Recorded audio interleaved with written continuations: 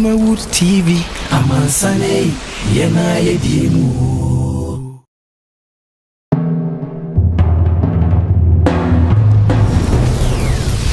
Kumawood TV Amansane Yena Yedimu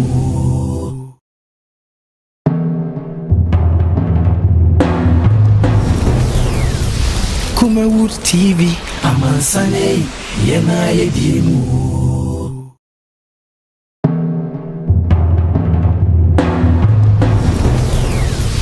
Kumawood TV Amansane Yena Yedimu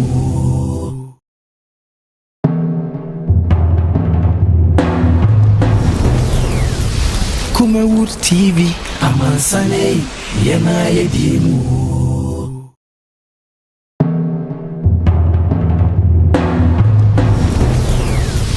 Kumawood TV Amansane Yena Yedimu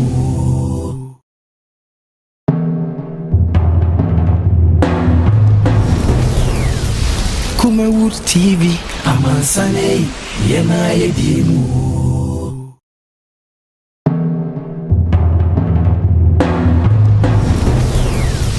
Kumawood TV Amansane Yena Yedimu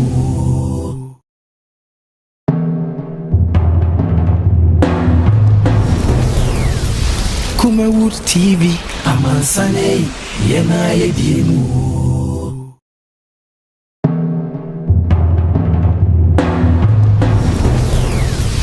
Kumawood TV Amansane Yena Yedimu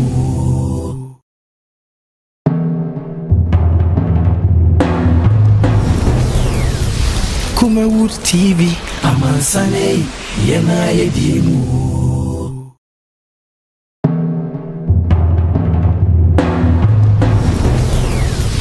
Kumawood TV Amansane Yena Yedimu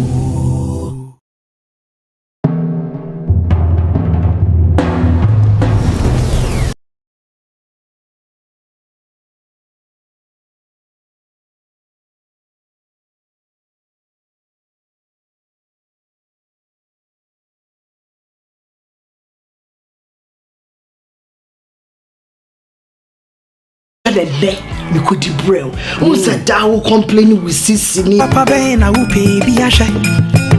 Amansane Winnano baby. Kumawood TV Amansane Yena Yedimu Kumawood TV Aba Amansane Yena Yedimu Kumawood TV Aba Amansane Yena Yedimu Sini Papa Bena who pay be a shy. Amansane Winnano baby. Kumawood TV Amansane Yena Yedimu Kumawood TV Aba Amansane Yena Yedimu Kumawood TV Aba Amansane Yena Yedimu Sini Papa Bena who pay be a shy. Amansane Winnano baby. Kumawood TV Amansane Yena Yedimu Kumawood TV Aba Amansane Yena Yedimu Kumawood TV Aba Amansane Yena Yedimu Sini Papa Bena who pay be a shy. Amansane Winnano baby. Kumawood TV Amansane Yena Yedimu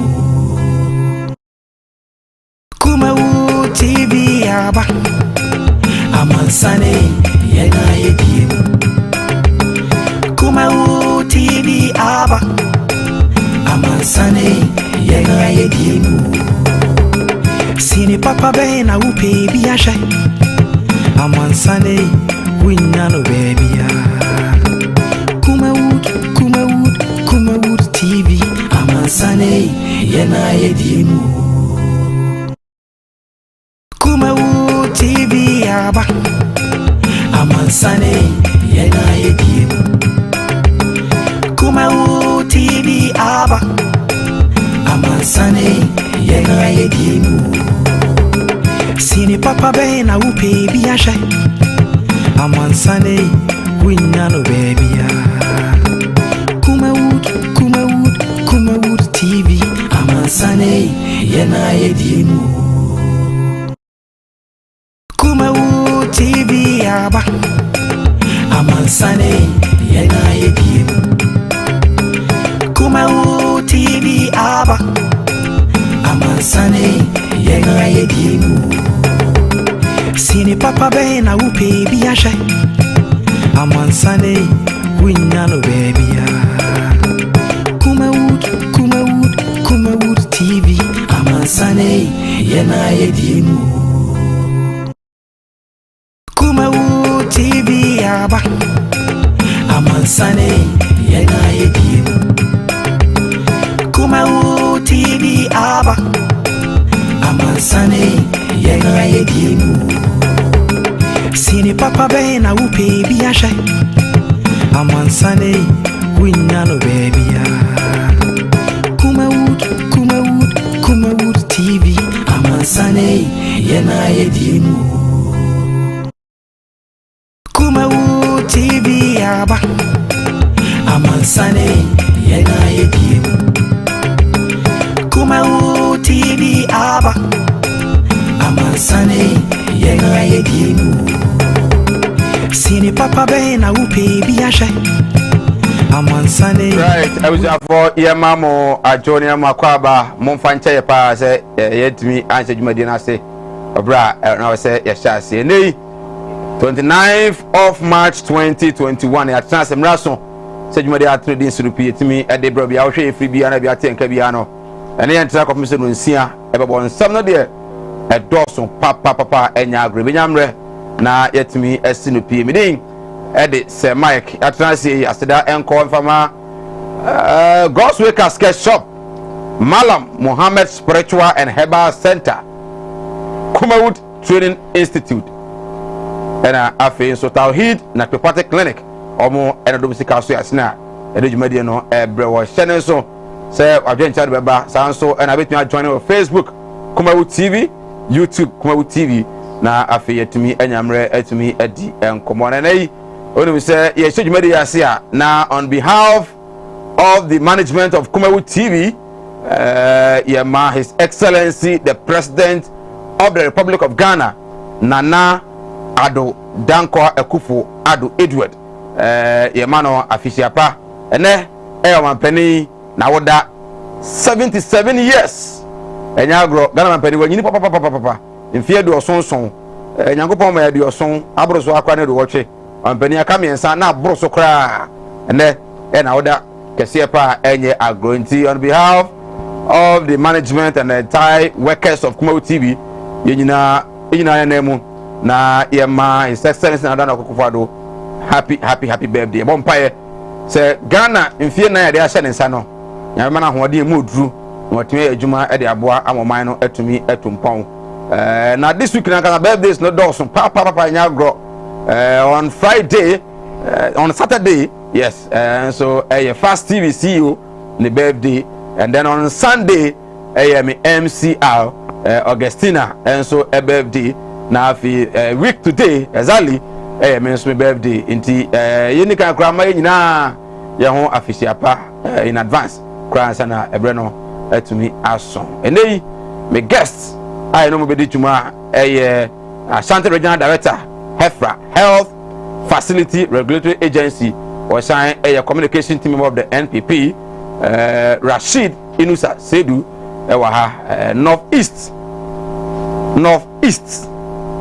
Northeast yes Northeast and operate NPP Emerson and Benevu Bietumwa Regional Chairman for the NPP Sanso and Moro Yakubu Ashanti Regional Communication team member of the NDC and so be joining here to me Eddie Komona when we say now not that over the weekend then grow you say a mabe 25 to 30 and omo cost to online e wo kwum praye so then omo ya omo e ware lesbians aware and afi de cause you know say emana anase sa LGBT no omani abre pa ama Ghana ha na omo ware ema ene ma ba ko address be ma ba ko address oba sofu gina wo chira ware no so ama posifo akọchi omo ani pa be do no mienu na posifo nsa ka omo a omugumu eguso ehun hwemu enya agrokra enei de akoduru eno no amanfo ya se kaya se omampani omara bonten now on act as fast as possible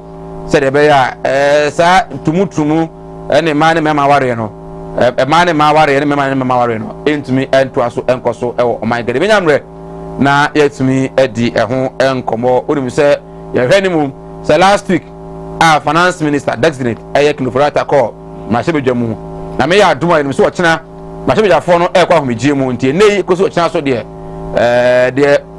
appointment committee ede aba ayensa ka bie ene se omunyina no I recommend say Kilofurata parliament nyintum na omeye finance minister for the second term Benjamin ene so yetimi edi ho enkomo ene one penny birthday no and Vice President Dr. Alhaji Muhammad Wamia alane up about 85 achievements na o say the one penny by aba be no ebo adwene ti ase so nanka NDC ede ye ko ebunumu pa economic crisis then so one penny by yi otumi abo apa in the first 4 years no empuntu mpeja ene kanko etumi abo me wanya covid in ba ya nanka oman no kosopa enye agro benyamre na etumi edi ehon so enkomo ewo ho wonu se covid-19 no guso ama Ghana Medical Association kokoba aba se efifi ada ekọ aye fofida holiday adwada be holiday ni edi Easter akosi dwada no moden se ebe follow protocols no se de be ya ye nkoye de ensem fata na yare no ensan enkotenkamu sanso na Christian Council enso edi aba se agirifo no eni kwan so bia no ebe ye de friend no Easter convention no aso kwan so be suma 2 hours amena so pepe so pon ansoro na yebubisa se omubedi so ana omuni so na regional minister ofrijache enra na me ojache and next week Saturday jache for so musia aba afode aye said the afribia no eya na nkronkro eye no enra jache man including assembly members and ohene oho ebodwa ewo jache elonche nyame ya aduma de mo baye nyame ya aduma next week no the question we are asking is this is the hometown of our regional minister and of course very close to the Ashanti regional chairman of the NPP na momubu mra so de a na kura ahaka no so bu mra no so a ede en na mobaye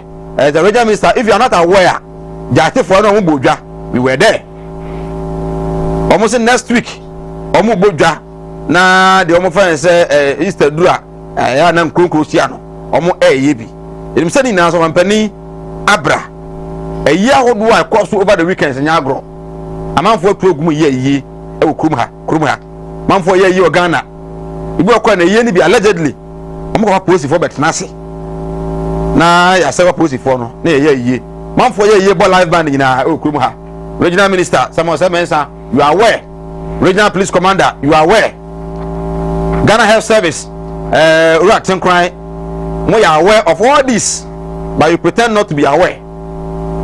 Well, Hafra boss wa ha o ka COVID-19 team no mebusa no so onya awesa manfo ye e wa santimantemu a benyamre na etumi adi enkomedi ede se Mike chawa nusa atrase ma emana kwaba na afi yen hye enkomotwetwe no ase chawa kwaba se Mike na bia bokode yankupo na dom bia facha ye wonse ase uhuru kra ya ado dubu so na mode aba no no ho ahuru na me no me go through no pacho kamia ya se dum so de ya nya ndu dum so na mate se almost technical challenge na course wa be almost 2 months na technical challenge it mean fix it within bed you know chama see Mike in fact minu mienu nka ye beti ya huasipa nka would have been holding the institutions of governments responsible and yes ana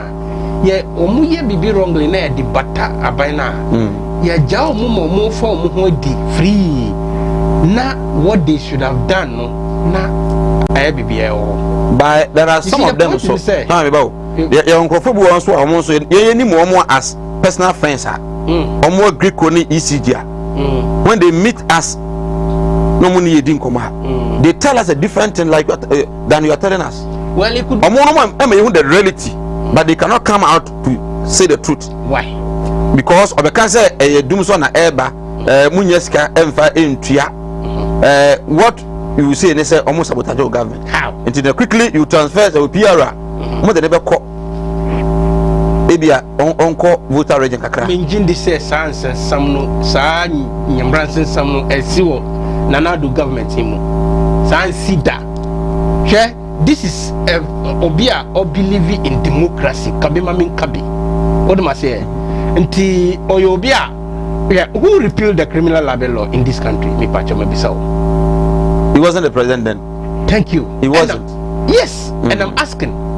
Who led the repeal of the criminal libel law? Who was the Attorney General? Can you repeal a criminal libel law without passing it through the Attorney Okay, but by now, the vision of the president then, and a management basso. Yes, it's the vision of the president then, but the vehicle was the minister. So that's what I'm saying. And if he led the repeal of the criminal libel law now, he has to write to the president too. When he said the Attorney General office or any other ministry for that matter, if you need something for the government to want to buy into it and use it as a policy, now it was all true justification as a odiaba. Dum saba. Do so my right. Yahai for continuously about 2 weeks, from 2 to 4 biano. Yeah, we do light. About 2 weeks, and then starting Monday. 2 to 4. Yes. Okay. Of course, will be 2 weeks, and then starting Monday, no. And my house there from 4. So we be an almost a time. No, it's only the 4. And no, a routine maintenance. Me that's it. Mami come to media. On say me submit around the airport runabout. Come here say even weekends, I'm to me doom lights and best 4 times. And no crampo na hadwin kesipa. Mint na ha as a government and as a party in government spokesperson. Na makwaka say disa NC sipe even where I am. Samak they can off the light like 5 times in a day. It is too bad. So it is very, very bad. We have to be honest and be bold. And I make a say, Nanado government team or be of a can will not be sabotaged anywhere. And I'm telling you. But near other be country Ghana for say Momon Payo now Obi on family Buana Dumso neighbor. And yet Dumso. The government, and I said the state institution now. Yes, Hajumano. I was some new yet your anger no channeling towards Sanipa institution. We channel towards them. We have been doing that. Mr. Bedu will tell you. Say per se. We must begin to hold government institution responsible in this country. Yes, Anna. Here, politics were Adibakwa Wokrumha. Any other part of the world, among your Samentisa. But here, the end is so porous.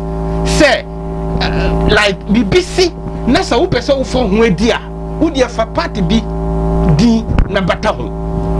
When you were Friday. Which is too bad. We cannot like that. Yes. Some of us, you get opportunity to speak to some of you. And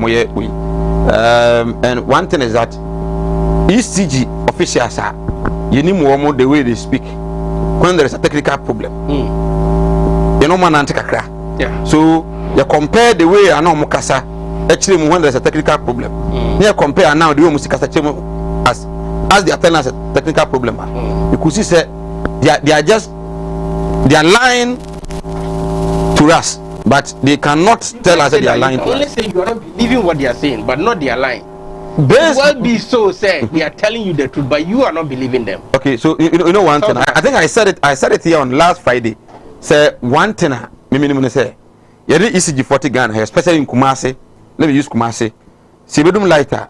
routine maintenance and those things, no, they are able to tell us, to give us media, know what happens to send that to mail.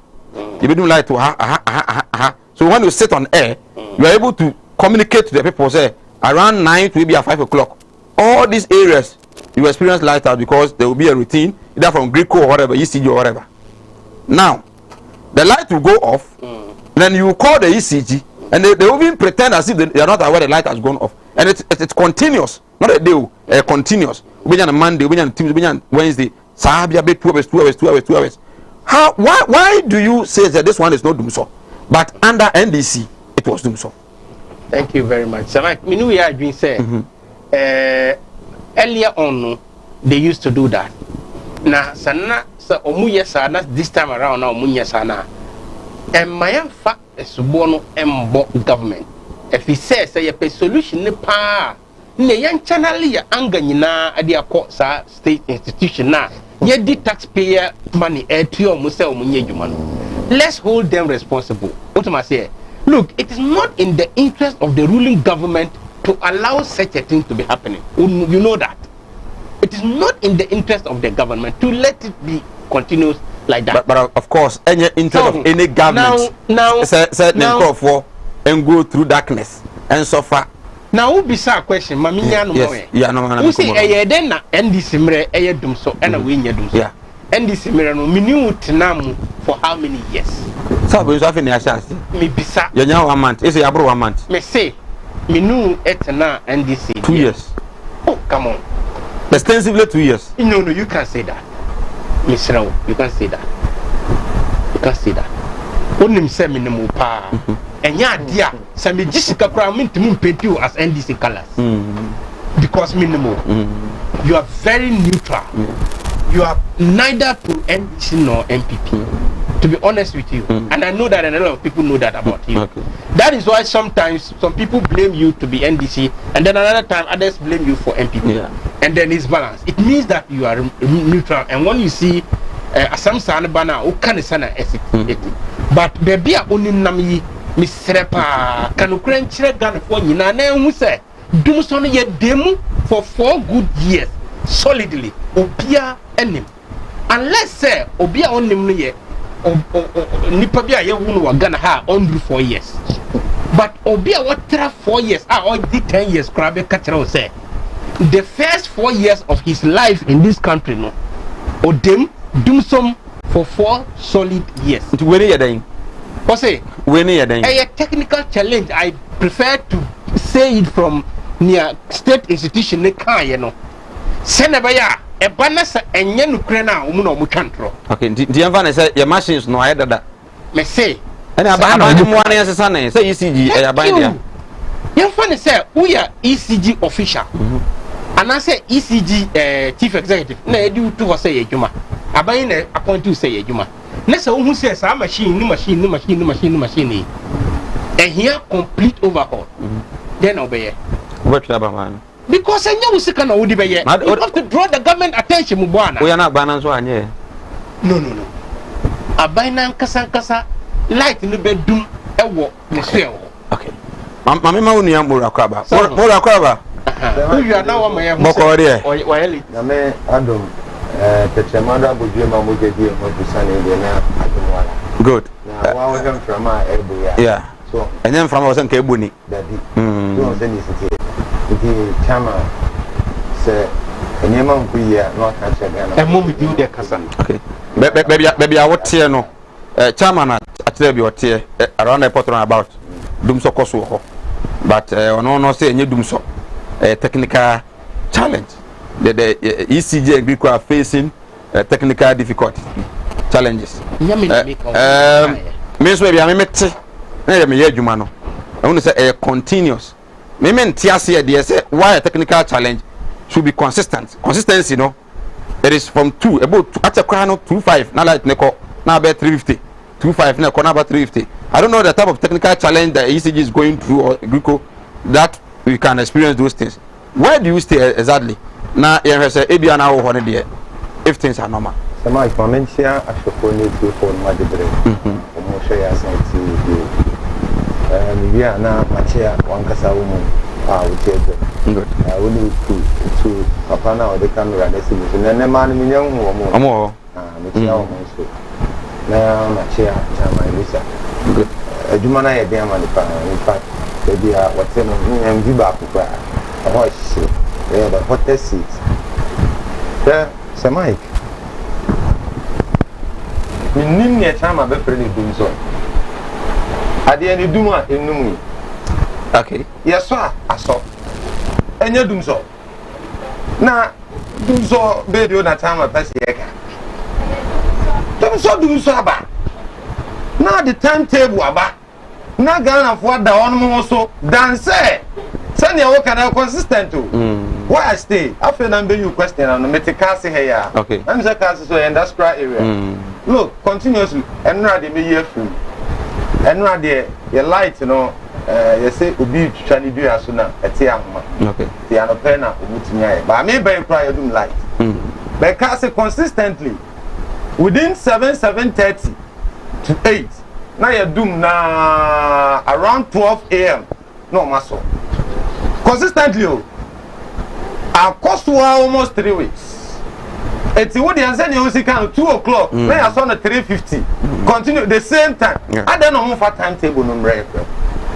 Because they are ashamed of themselves. Omania woo, say Mike, and some more kaye. Wabra na do so. Enya President Mahama na diaba. Nemo aya Ghana ye nyina. Problema.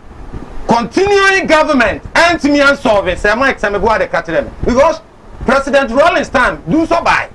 President Kufuor time do so by. President Mills of blessed memory, do so abai. President Mahama, do so abai. Mukai. You remember before, Omukan put almost a casam, and you had no hope. Now, what is causing them so now? Samai, they don't have any answers. Because our answers, you know, they are ridicule. Huh? Before I said, Yebeko into 2020 elections. 3 months into December, one to say independent power producers, Bob, one to say I buy the $1 billion. Yeah. It is cash flow. Second, you are because sabi generational capacity. For generational capacity, the president what? Our more confirm say excess power. Our president Mohamed Jan or Kromun to me and toss and a the catcher. What is causing this technical challenge? Almost 2 months in here. Now, time I say, I'm ready to do so. The name time I can be a chief of rubber. And I am money deal for.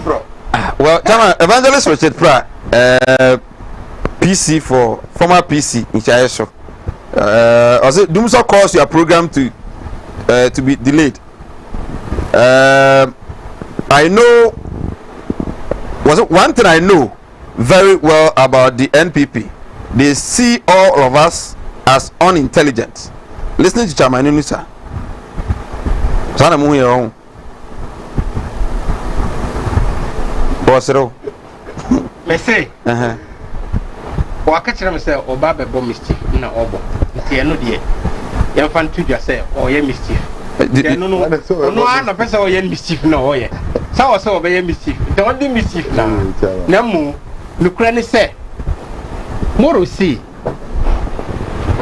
before now no 2 months ago no and I said December there November it was I think November 18th or so independent power producers no omuka say aban ade omuka yeah that's true say Mike misrawo yeah educate your listeners and say some now omuka ye no February this year omwa sabeka say the government has paid them over 50% of Niana. What is Kana yedi omuno. Nemo omu ye Oliver Twist. Omu eya behave to say Oliver Twist. Omu ye kakra omu. That is why I use the word 50 over 50%. That's what they themselves said. So omu see government at omu over 50%. Na omu ye kakra ka ho aka. Omu pensa. So nti it is not like during President Mahama's period when one city was not even paid to the Nigerian suppliers of the gas. Come on, not even 1 cedi. One We cedi. always have to owe them. $1 was not paid. Like you have been owing them 1 billion. He was not able to pay $1 to the Nigerian suppliers Okay, of the gas. yeah, communication team member for the party. Abaya was we. Moko programs, one na man for catch them, can you dum can you off. Na munya worried.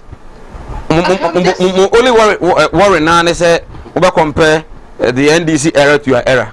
And yes, I am here. And yes, I am here. Okay. So, Uncle Fa, some way by now. Kami, you know, I was talking to you and I have never made comparison till he came in. What am I saying? Nianami can say, I was even worried, say, even me. I told you here, say, me and Kasa baby, I meet to know. In fact, even the way I would do light no crampo, it is very, very upset. In a day, I met my doom light and say 5 times. Man can't tell. And the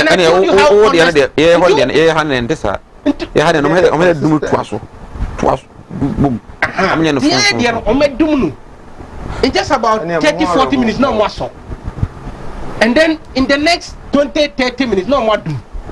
It's just been like that. And it is too bad. Say, I'm for you, man. So, now where I was coming from, they say, man, I am holding forth for any of the problems now. But you see, the problem, but I say a solution, and I say a percent. You make sure that I know at me a year now. The young first one more state institution now, ye or mutu or so, Munya side. All the better government, definitely the government will defend itself. Okay.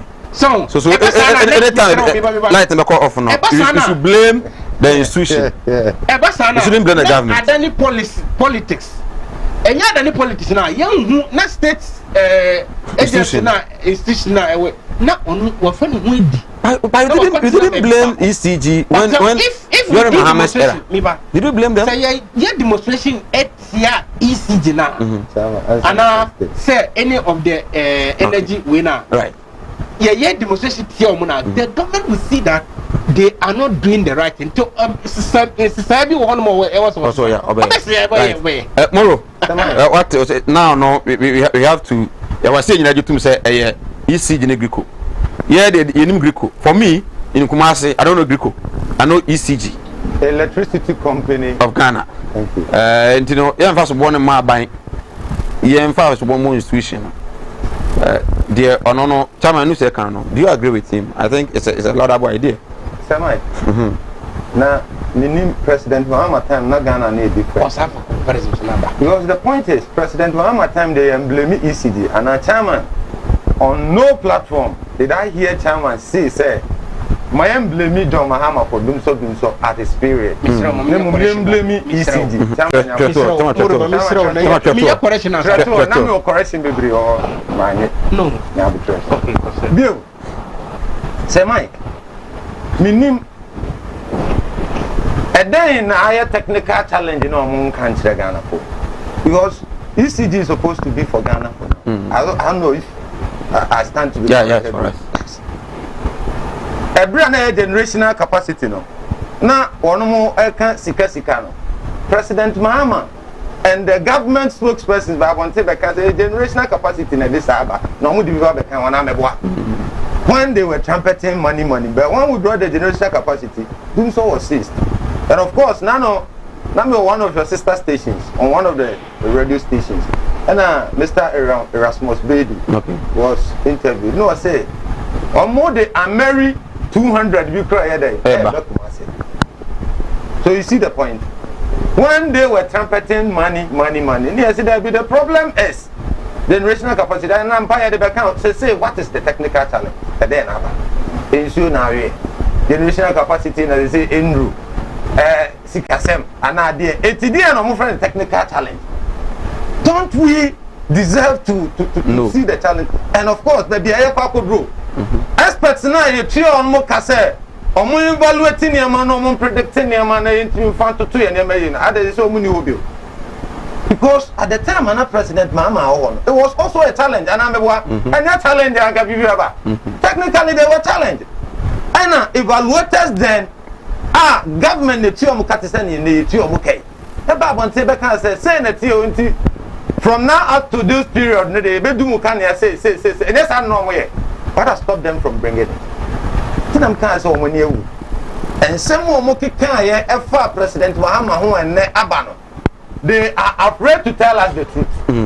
Samai, on him, sir, chairman 50% over 50% now or so on Chiano. Would there be precisely over 50% near say? I don't know 1%. They are 51, 52%. Now, what they make 100 million. That's what I bet you a move 52 million now. That's a year Juma. Semai, a Juma no open say okay. At the end of the day, President Akufo-Addo no President Mahama abides to go say on Sika and farmer independent and na me as a time and see and even a CD to Nigeria for consistently and on mobile one ten every year sabi statement say do moka near tua bi samebo ade ka kire but na more tua but not the more tua no it was nothing to do about was say one CD cry entia that to bit baby o make say via President Mahama there o say what you more than 50% no I say but I say no message or the eba was I understand there is a part in Kumasi here where the ECG cannot off the light even for 10 minutes. If it's only a generational crisis or any crisis as you are talking about, then why so? You know, like, where?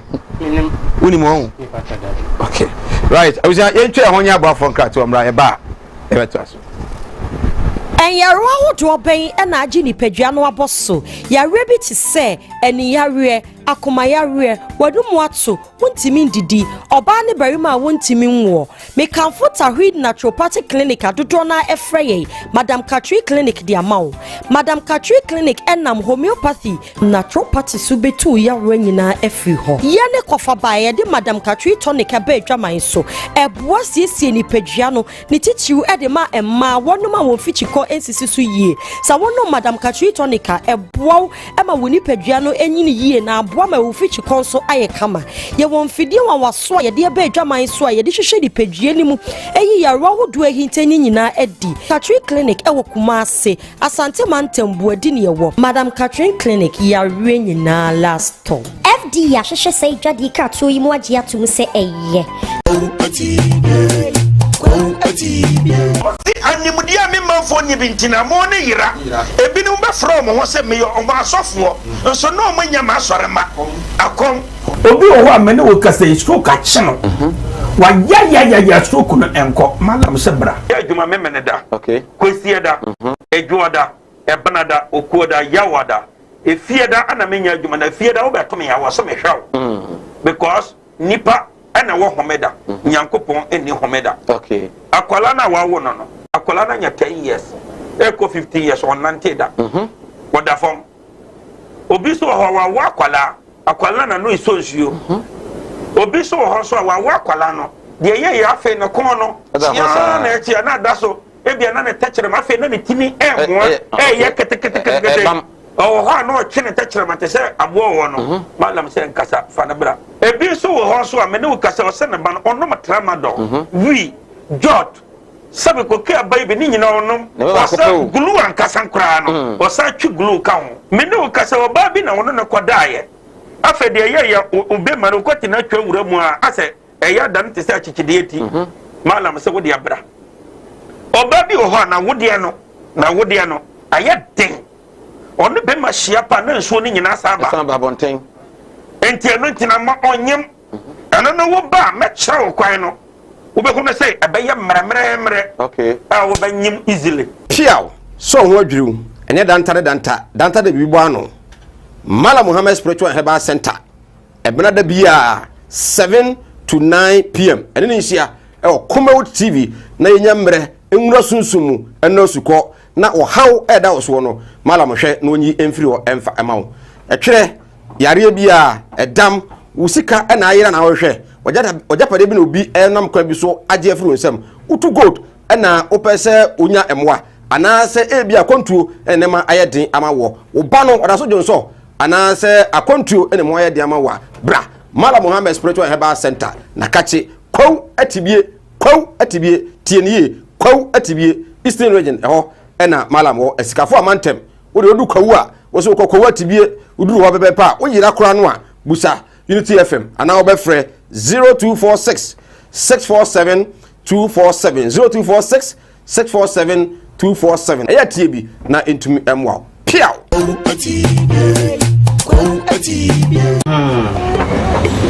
well all pia o say say free mu mo ye den nti be slowa we na fa kokko we film na say dia wa wonu tua o fa say no mo ye den ma me nti de we na wo yere na mfa nkonko ye digman ma no wai slowa e bi yenko nkumase munko nkumase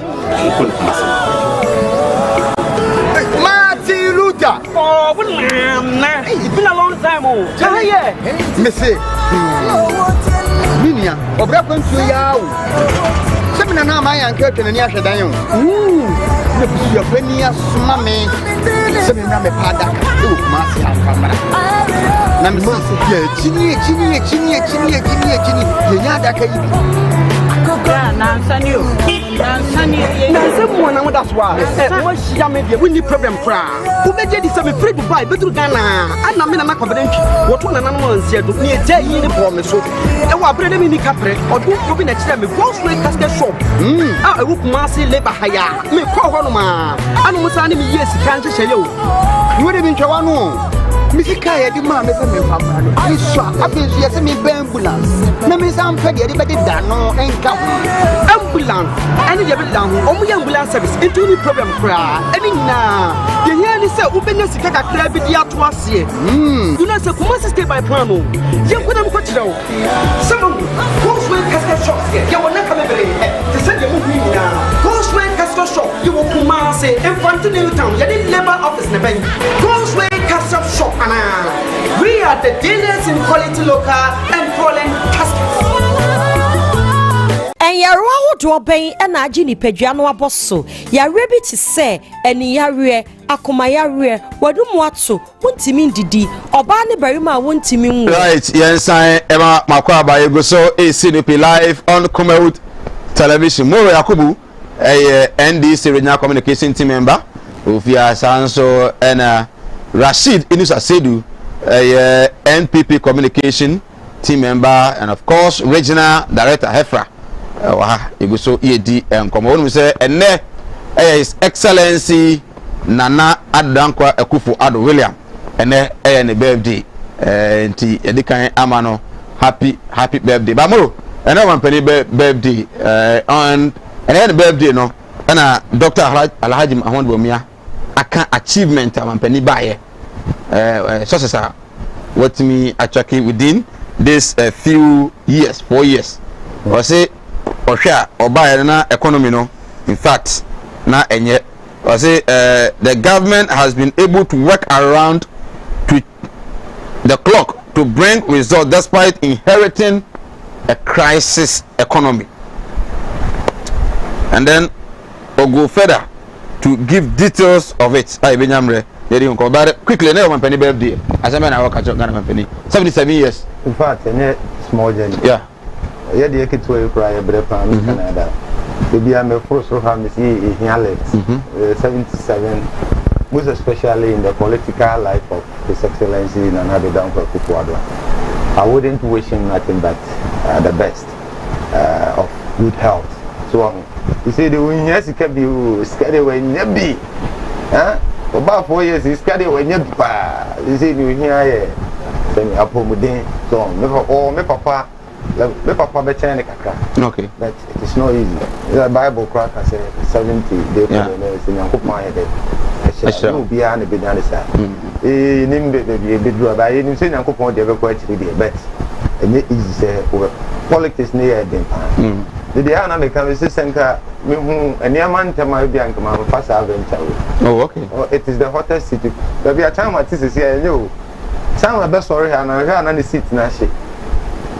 The hottest point of any career sabi we choose. He's a president.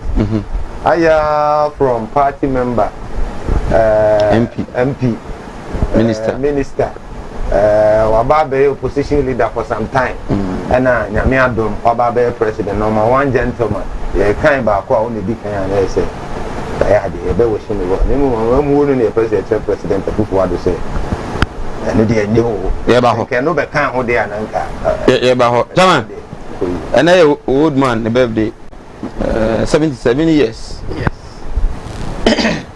me that say everyone was pass muru or ya politics person tina ha nyankumpon so politics on say propaganda there o ya propaganda na ebetina o mujama nyankumpon kra o person odi ne edi agro adan na muru ka say onu anim say nyankumpon di o mbe kwechiri na mu akani aka.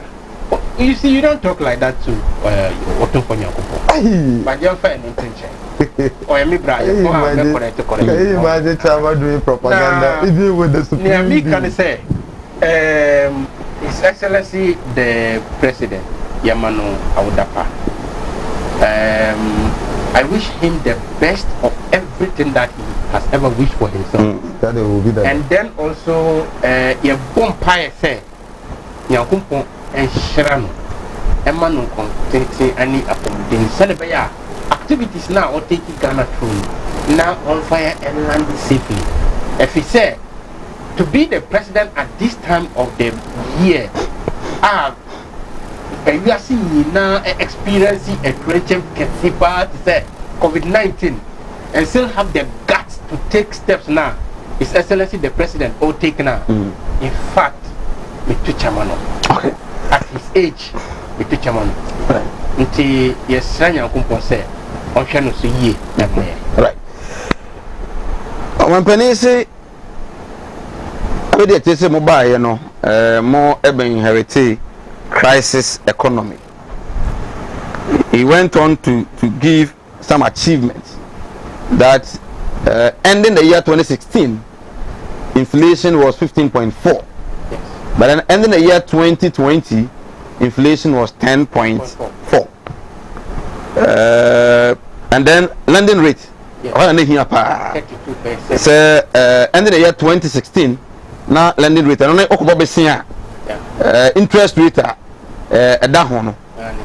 NDC aircrono now 32%. But then last year ending now it was around 21%. Any others and wakaya. Sakasa we achievement about Umia what can be 105 achievement that the first 3 months and all those things now. Yantra ho. That's it. Samai. Ubi Samia. The say me can on authority say. And some now His Excellency the Vice President Okaya Nara. Nina are verified facts. Want me and Kodina Bebia and say Ghana's inflation was 32 and now it is 10.4. Abra Entisa. Want me? Obiani ho bit me. If he say everybody is seeing the same system. Statistics now, the statistical service churning onto them, you know, it's the same everywhere. And one the World Bank and one all the countries in the world are used to as Ghana's official data.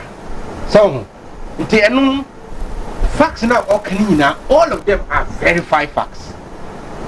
Lending rate from 32% at the close of 2016 to 21%. So, base rate no, 19, and the lending rate no, and a 21. For what time no, that base rate near 27. Even within the banks, the interbank sector, the banks lending amongst themselves, no, they're 27%. And BC will be also a baby at that time. BC will be including Zimbabwe, that their inflation was close to 1,500%. The interbank lending rate was not up to 27%. But not Ghana now upon a night. And the lending rate now at that 32 points. In fact, a try more than that. But His Excellency is being much more measured. So, until the end of 2016, earlier krana, if between 2015 time I do so so serious, so massive, no, then 42%. So, but to be honest, in his judgment, you know, or see, ending the year 2016. Now you see. Okay. Now ending the year 2020. Now you see. Okay. For the sake of time, no. Yeah. I just want us to take some of the achievements, no, one after the other. Right. Was it successfully exited IMF program? Yes. And how do you classify as successfully exited? Say na IMF program, no. Na your time bound. Of which I think say edu your kra no yesterday kakra. That is not a time bound. Okay. So what you say? And so OBC is successfully exiting from the IMF program now. It is a major achievement because the borrowers would do anything possible to keep you enticed. Senabaya, you stay in. But Utina Musana, a month for omuti in the country no omuha no mesafa. As I said, time I under sa conditionalities no. Na bi no mienu Ghana ha yentimi obia US school na yentimi in front of the public sector for 4 solid years na yentimi obia US school of Ghana ha pa na in front of the public sector in the dabi. But I know some people are Omunya Juma 2016 teachers. Omunya Juma 2016. That opportunity was not available. Obia know, everybody knows that. So as part of the conditionalities, you know, say Mike, now your capital expenditure that Ghana cannot do. Now you're part of that conditionality. Now you're so tied to, so seriously say Ghana you can't who be pia and ye. Tonight was say Tina Musa. Na Adibako na ye bisa at that time. He say. Kwame Nkrumah Ghana na ojama enuni ana enne Ghana ha minu mienu yentimi enkoto aduane enton nam enka ho efise IMFC huntimi wi nam wo kurum. Come on. So that was how serious the conditionalities are. Ntisa obiba nasa oyi efri sa conditionalities no na. That's why I excellent and part of an achievement. Okay. Talking about food security, I think Global Food Security Index. Yes. Placed Ghana that's 78th position in 2016. Yes. But in 2019 we were 59th. Yes. It means we are there. And even 113 countries. I mean, add more data to it. In what do you call it? In 2020, November 2018, that was the last time they did. You know. At that time, no, not Ghana and around 47. Just before I came here was when I read it. So, Ghana was on. It was Wolverine 47. Okay. So now when you now tells you say the economy or and I say your food security and I say policy to bring food to the country, now are very solid. Planning for food and jobs. Some will say waka. I'm asking. The person will struggle to look for the name of the policy. But straightforward, waka. In fact, Sir NDC Nicola John Dramani Mahama, Israel, Miami, His Excellency, former president. In Konuda, let's say a food security asama. Na MPP Nibi can say, hereby and policy be yedi buyer, yes, Komeka planting for food and jobs. Because it was a policy that was so vibrant, very authenticated, that NDC officials, former officials, MPs, testifying to the goodness of that particular policy. Well, so another way I can the point 14 achievement 14. Yes. Implemented one district, one warehouse initiative. Do we have one district, one warehouse across the country? Yes. Is it true? Yes, it's true. Oh wow. Tell me a district that you think you did not have. Jomoro. Jomoro doesn't have the one warehouse. Evalujura. I'm just asking you. Yes, I'm mentioning them. Jomoro doesn't have the one district, one warehouse. Are you sure what you are saying? Say right. Do they? Look, you are a very authority on your own. Please, don't do the politics of NDC. Okay, so those watching, one district, when you one district, one factory, one district, one warehouse, no. Be a see if you are district, no, you are more, no. Your store, said the bear and say na a better hunhiano, a tongue. Or district, I want no, if you are my hunu. But before I came to the studio, Jomoro Evaluator, I had information said Mumunibi, but I think Chairman was still want to defend Omubi. No, let me, my uncle Hamra, Naemetwa. So, yes, Mintio, it touched on inflation, of course, which is true. So, inflation under NDC was 15.4, 2016 ending, 2020 was 10.4, lending rate 32, 21. And then Waka Planning for Food and Jobs are Global Food Security Index. I placed Ghana on the 59th position instead of the 78th at Inyana 2016. And then Omaka can be on Planting for Food and Jobs. Okay, Omaka can be also on one district, one warehouse, of which Metie I cannot convincingly say all the districts, no. Maybe Okano Mubi, Ejira they have, Kumawu they have. Suta they have, but there are some districts maybe a door so see only been also see home will be, but the vice president is saying that they have been able to implement this policy in our country. Mint you.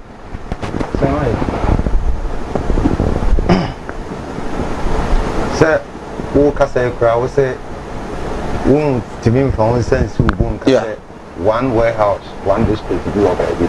Yeah. It tells you the kind of government that I can Mama Kai $1 million per one constituency. Samai, is that a reality? Today, and training account for you didn't come out. Is that a reality? $1 million per one constituency. Into the two every year be I buy. I must say, I'm an Cobra special initiative. Yami for an ambulance. So with the $1 million bear your constituency for what? You determine what you bring to us. And who quantify one ambulance? 4 years in now. Because only be two so. That's what they told us. And only be two toilets. Only be two toilets. Toilet no crowd one Ghana for ya na no ye chibi. So I say near Alhaji Mahmoud go me abu boy and do na you omo dey on my head. Say ka aben asem. Na say wanya enema sebi wo ye ya ama Ghana ko from the door and chain the papa wo ye ya. Now we need to cry Ghana for. We always have to hold governments accountable to their own promises. And I'm a boy. So 4 years here, the more we promise you on the man, no one on the must we celebrate President Akufo-Addo? The President Akufo-Addo was celebrating because he is a successful politician. No doubt about that. But to celebrate him as somebody who has done well within that 4 years, the man the kai. Ghana for the Hoya. Semai, in all this, Alhaji Mahmoud Bawumia, and you know head of the economic management team. I was expecting saying the head of the economic management team, I say, oh, you're quite a business saying and the Ghana's desktop. Debt to GDP about 74%.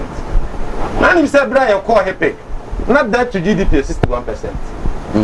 TNS said debt to GDP 74%. I have tried that threshold of going to HEPIC. What the Ghana call HEPIC, some the country is why should we glorify mediocrity? Samai, Alhaji Mahmoud Bawumia compare inflation as of 2016 and then we say, why did we change government? Samai, I didn't think change government. Is it not for the government to do better? Is that what we call better? Alhaji Mahmoud Bawumia and Emaya who said, if the numbers are who do not realign with one more work from more living conditions, then you have lost that to the ordinary man. No, the kind. Then the Bibusa said, how inflation almost has it resulted in the pockets of people? Nipa and a secure bottom with regards to inflation or come once. enyuma omo afọ so good through the collapse of banks and microfinances no sir inflation omo kan wasem have they been given their jobs back and so on and so forth that omo ye kura omo say the same taxes asan be gu yaso omo taxes free water ne free electricity ni ade na onkra de ba omo de gi omo tu me de gi na so pra koto aba mo omo into the 2020 elections no kra no and omo pass through the back door to take taxes to pay the same thing omo de my free I did not so to aba that's we celebrate this why is Alhaji Mahmood Bawumia continuously embarrassing himself in the public because ohun say omo baaye omo enya omo timi ama each district a warehouse niane mpro niane say biu ebru employ and say again omama 76 companies, one district, one factory, 76 factories. 78. Is it 78 or 76? 78. Okay, what they see here per Dr. Bawumia is 76 companies in 4 years in operation.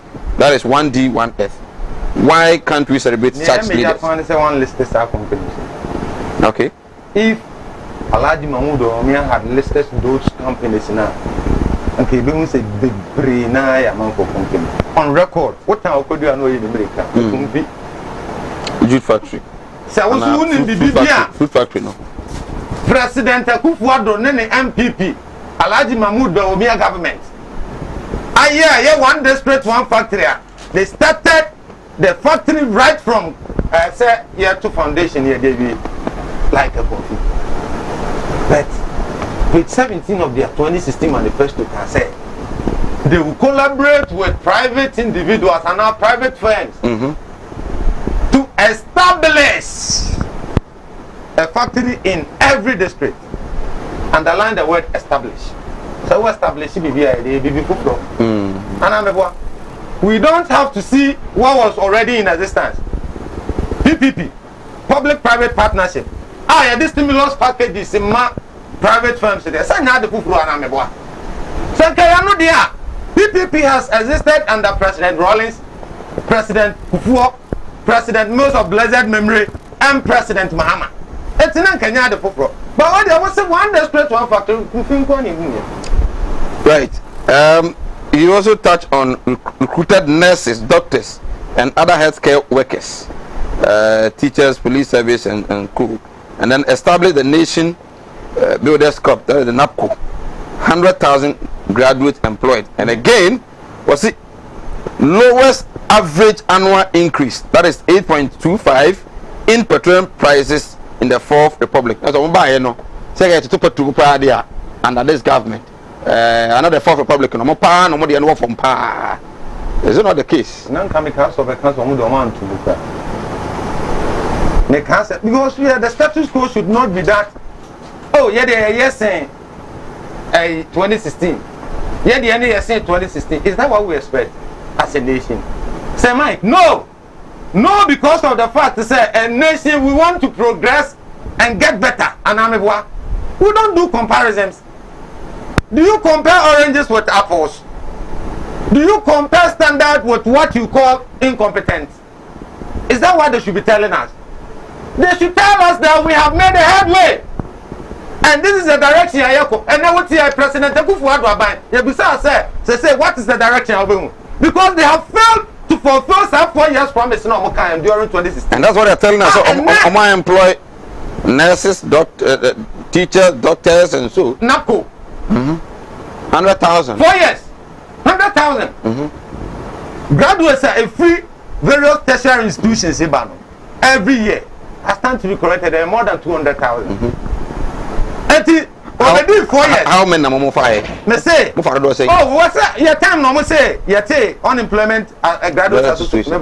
And also population here 500,000. And I'm a it's more buy unemployment graduate association for mutimi for 100,000 NAPCO. And I'm a health professionals also offer say 50,000. And I'm a 80 Yakaboma say 150,000 combined. 3.3 million. 350. Yeah, well, I forgot to to us. And you're wrong to say, and I Ginny Pediano Abosso. You're ready to say, and Yaria, Akumayare, Wadumwatsu, Wuntimin Didi, Obani Barima Wuntimin War. May comfort a read naturopathic clinic at Dudrona Efraye, Madame Katri Clinic, the amount. Madame Katri Clinic, and